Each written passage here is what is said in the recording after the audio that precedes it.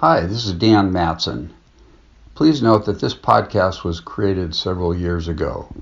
Some of the links, email addresses, phone numbers, and promos are outdated and no longer valid. If you want to contact me, my email address is woodenboatdan@gmail.com. Once again, that's woodenboatdan@gmail.com. Thanks and enjoy the podcast.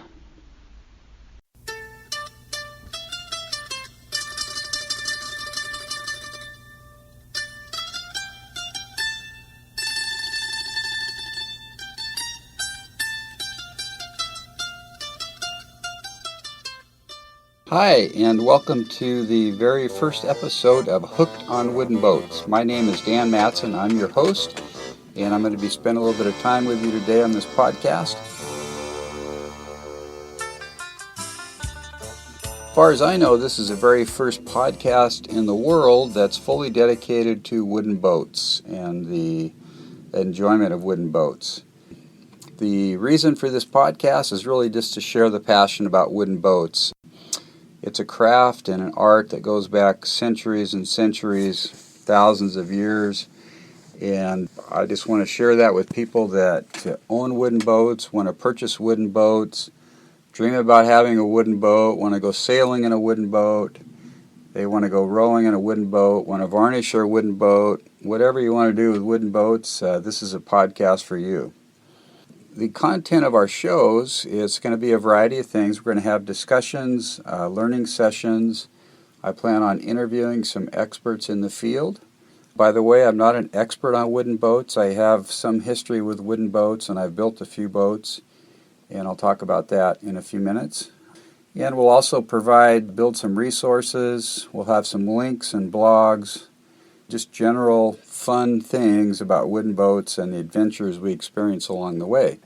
We do have a website that's up, hookedonwoodenboats.com, and it's spelled just like it sounds, HOOKED, on woodenboats.com. So check it out. It's in progress like most websites are, but it should be dramatically improving here in the next few weeks. So you'll be able to look at podcasts on there, and then I'll be adding other resources and blogging and so on.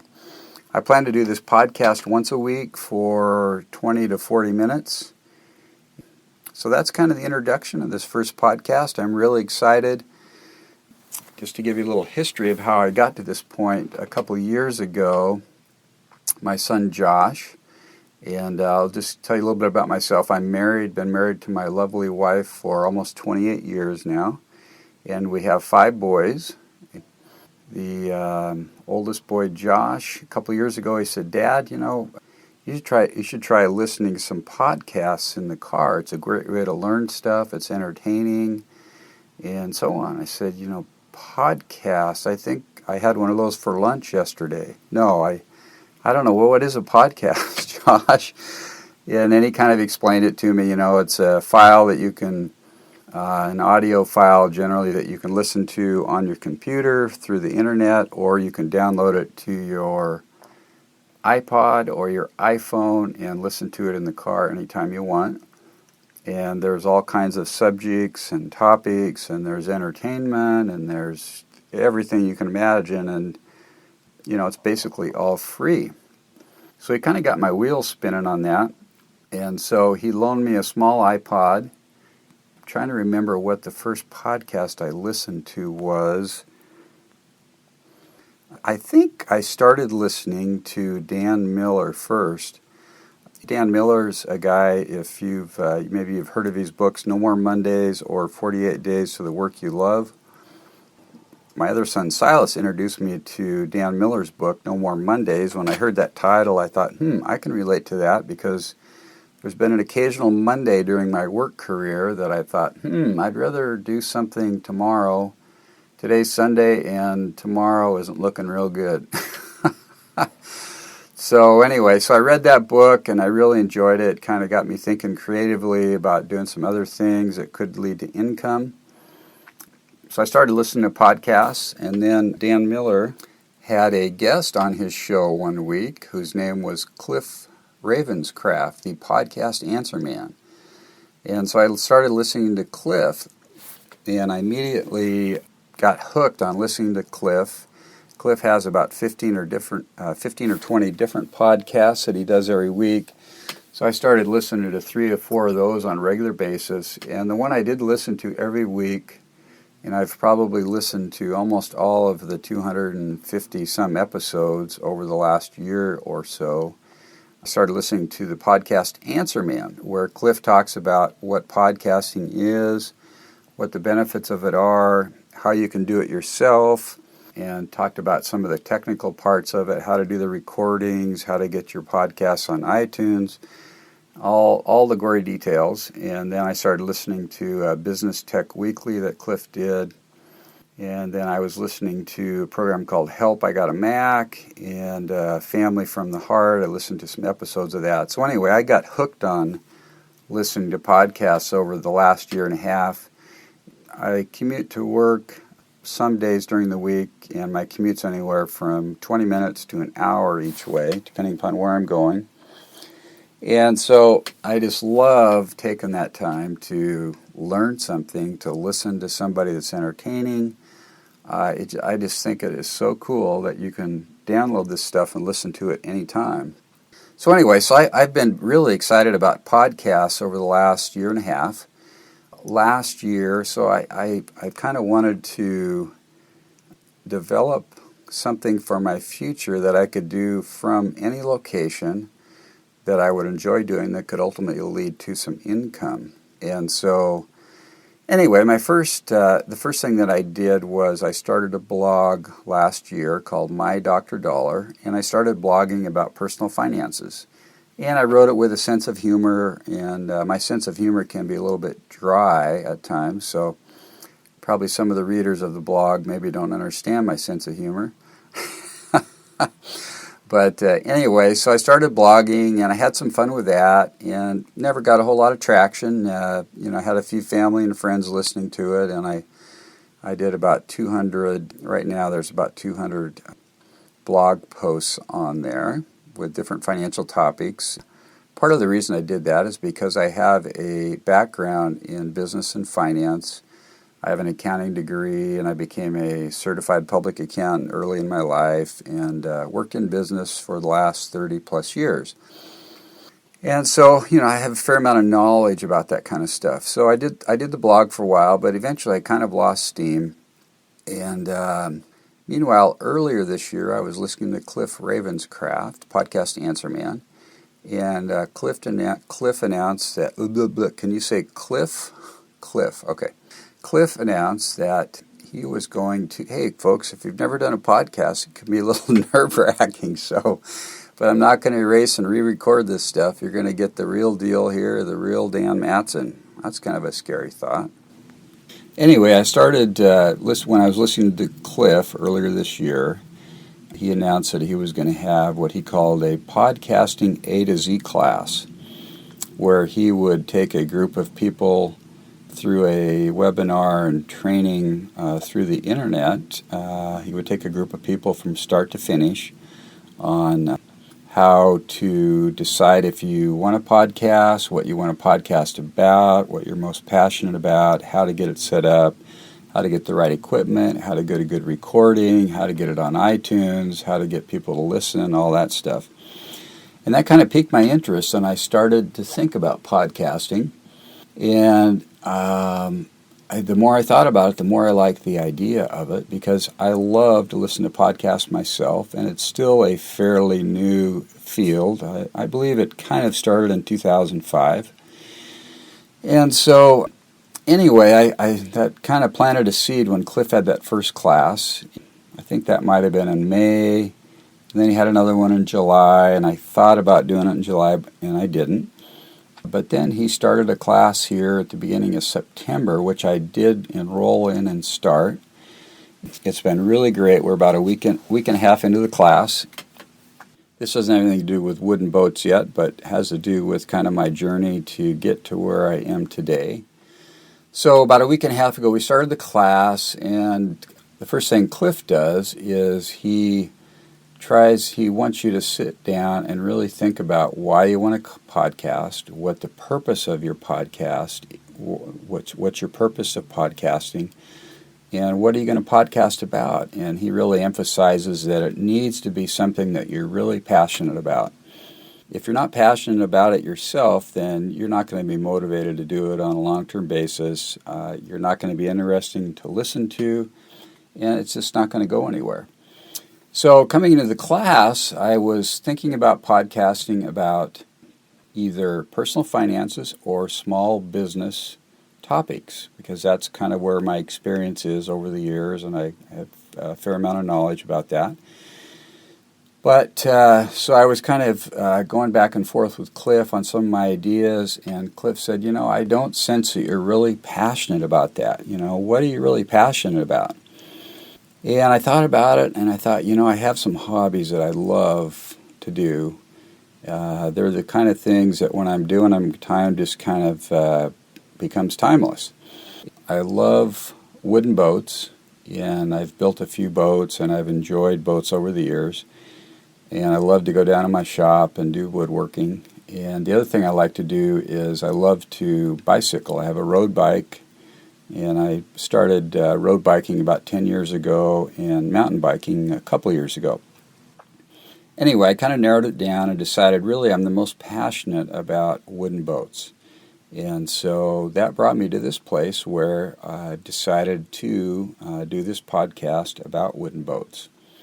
And so in the last few days here, I've set up the website Hooked on Wooden Boats. And as I mentioned earlier, it's a work in progress, but it is there. And I've got a good start on it. And my plan is to podcast once a week. And the podcast will be about 20 to 40 minutes in length. And I'm really excited, folks. A little nervous, you might hear it in my voice a little bit. I'm actually sitting in my son Luke's 5x9 bedroom in our home, and I've got a blanket, a quilt hung around me to deaden the sound that this condenser mic on my iPhone will pick up from anything in the area. So I'm sitting in this little cubicle recording this, and it's pretty cool. So what I want to do next is just tell you a little bit more about myself, my history with wooden boats, and so on. I grew up down in Vancouver, Washington. I live in Arlington, Washington now. Grew up in Vancouver, and my dad was a big boater, and we lived real close to the Columbia River there, and for most of my growing up years we had a boat. Two most memorable boats that we had were a 28-foot Chris Craft. This was a wood-planked boat that had some mahogany varnished on the deck and the handrails. A beautiful boat. It had twin Chevy 283 V8s, and it was a fast boat. And we spent a lot of time on that on the river, camped on the islands in the river. In a couple years, we took the boat up to the San Juan Islands in Washington and spent a week to 2 weeks cruising around the islands. So that was one of the wood boats we had. And then another wood boat we had was a 37-foot Richardson, which was also a planked boat, had a lot of nice bright work on it, had twin Chrysler Hemis, held 200 gallons of fuel, and a gallon of fuel would get us about a mile down the river. Spent a lot of time on that boat. It was a beautiful, well-built boat, and I'm trying to remember the year on it. I think it might have been a 1953, something like that. So those are two of the wooden boats I remember as a kid. When I was in high school, well, actually, early in my adolescence, when I was probably 10, 11 years old, I really kind of got interested in woodwork. In fact, I found a picture in a box the other day of a chair I made when I was about 10 or 11 years old. I always loved woodworking, working with my hands, and so I took a wood shop class in high school for several years, and I built an 8-foot pram out of half-inch plywood.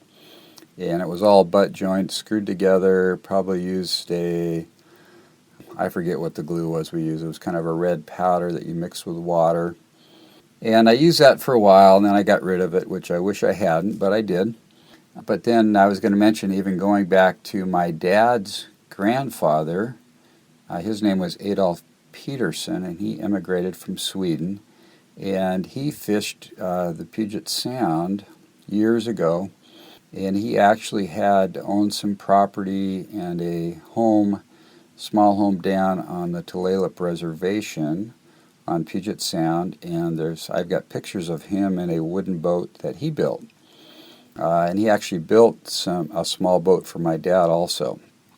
So the wooden boat thing goes way back in the family. And so anyway, in about 1992, we just had our 5th child, and I was looking for a project to really sink my teeth into. And I went to a wooden boat festival on Lake Union in Seattle. If I recall correctly, that was the first year I attended. And I started looking at all these beautiful wood boats. Most of them were smaller boats, 10 to 15 to 20 feet. And I decided right there, okay, I'm going to make a wooden boat. I'm going to sink my teeth into a project. So I went to the library and started doing some research, and I found a book called The Dory Book by John Gardner. John Gardner is a East Coast guy, and he wrote this book, and in there he gave basically all the information you need to build about 15 or 20 different dories. And dories are flat-bottom boats, typically have bottom planking that runs aft to stern. Some of them are lapstrake, some are not, some are row, some are double enders, some are semi-dories. Anyway, I got this book and I got really excited, and I selected a plan for a 14-foot, 2.5-inch semi-dory. And the methods John describes in his book basically are for a traditional plank-on frame using copper rivets and using caulking at all the seams, so when the wood expands and shrinks, your boat stays fairly watertight. And I decided to build that boat using more modern construction methods. So over the next 5 years, working a few hours here and a few hours there and taking a few months off and then hitting it again, I built that boat. And I built it out of Akumi marine plywood, which is certified by Lloyd's of London for 20 years. It's a very high-grade plywood. If you're listening to the show, you're probably familiar with it, but you may not be. Anyway, I built it out of that. It's a lapstrake boat. It's got oak frames in the boat, and the thwarts, which are the seats in the boat, are made out of vertical grain Douglas fir from my Grandpa Fee's bookshelves that I inherited when he passed away. So anyway, I built this boat semi-dory, so it did have a transom on it and would accept an outboard. And it also, there was a plan in the book how to set it up for sailing. So when I built the hull, I built the centerboard box and the centerboard, and I built the rudder for it. But I didn't build anything else. So I built that boat, and I finished it in 1997. And we actually had a little ceremony on a small lake called Lake Ballinger in North Seattle, and had the family and friends come, and we took some videos and let people try the boat out. It was the maiden voyage. I call it the Dawn Treader, even though the name isn't on the boat, because I love the C.S. Lewis books and literature. And so that was my first real wooden boat that I built. Well, it's kind of my second one. I guess you could count the one I did in high school. I still have that boat today, and it's gotten a lot of use over the years, although not as much use in the last couple of years. The next thing I want to do with the boat, though, is finish up the sailing rig for it, which means building some wooden spars and getting some sails for it. So that was another wooden boat experience that I loved, and during that time I met a lot of great people in the wooden boat community, got a lot of questions answered through email, through visiting the Center for Wooden Boats in Seattle, through talking to people at the Wooden Boat Festival in Seattle, and also the one that's in Port Townsend, Washington, once a year. Then in about about the year 2000, my wife and I went to what's called the West Coast Sea Kayak Symposium, which unfortunately it's not held anymore. But that was in Port Townsend, Washington, which is just a ferry ride from our house. And part of that was that they had down on the beach, right on Puget Sound, they had all these different kayaks that you could try out. They had one of the companies there called Chesapeake Light Craft, who sells kits to build kayaks and other wooden boats, and they had their boats there. And so my wife and I were able to try out a couple of their boats, and I fell in love with this boat called a Mill Creek 16.5, which is it's a wooden kit that you buy that's a two-person boat. It has an open cockpit, so unlike a traditional kayak, which would have two holes in the hull for people to sit in for a two-person, this was open across the middle. So a little bit more of a warm water boat, kind of play boat. Very stable.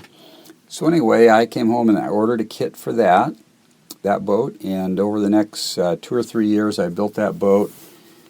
I did a little different than the plans called for as far as finishing the boat. A lot of folks varnished the whole thing, but what I did is I painted the hull a real pretty blue, and on the top deck, instead of using Akumi plywood, mahogany plywood, I used Brunswick plywood, which when you finish it, it's a real deep red, beautiful finish. I put about 6 coats of varnish on it, so it was a very beautiful boat. And then I made a couple of paddles, and I made those out of Sitka spruce, and I used Akumi plywood for the blades on those. And I finished that boat in maybe around 2002, something like that. That was a really pretty boat. I owned that boat for about 3 years, and then I found that I just wasn't using it that much because it weighed about 60 pounds or so, and it was just heavy enough to where it wasn't real convenient to put on top of the car and take it somewhere and use it. So I ended up selling that boat, which was another story that I'll share with you sometime, is the sale of that boat, because that was really interesting. And then I found out about skin-on frame kayaks, which are basically made out of wood. The Eskimo people, thousands of years ago, or hundreds of years ago, they'd use driftwood and then they'd wrap a seal skin around it, and they'd use them to fish and hunt with and that sort of thing. So I got interested in those, and I bought a couple books, and I built a 12-foot Greenland skin-on frame kayak. And the ribs in that boat are white oak. The longitudinals are, that's a big word, longitudinals. What is a longitudinal? It goes the length of the boat, basically. They're not really called chines on a kayak. But anyway, those are made out of Douglas fir, and I finished that boat about 3 years ago. And I purposely made it small because I wanted a really small, light boat. And so it's a beautiful boat, but unfortunately it doesn't have a whole lot of stability, especially for somebody like myself that weighs 200 pounds. So it works better for somebody that's 100 to 125 pounds. Anyway, that's some of my history with wooden boats. Just wanted to give you some information about me. I'd love it if you'd tell your friends and family about this podcast. Anybody that has a passion about this, I think it's really going to be fun. I just think wooden boats are beautiful, all the advantages of them. People do talk about how much work they are, and they can be more work, but I think if you maintain them properly, they can be just a lot of fun, and there's a lot of great advantages to them. So that's kind of pretty much it for today. We're about 25 minutes in length, which is about where I wanted to be. I do have a listener hotline set up. The number for that is 424-261-2360. If you have questions or comments, please call and leave me a message. I would love to hear from you. Or you can email me at dan@hookedonwoodenboats.com. That's dan@hookedonwoodenboats.com. Or the phone number again, 424-261-2360. Thanks for listening. I really appreciate it. I look forward to the journey. We'll talk again next week. Take care. Bye-bye.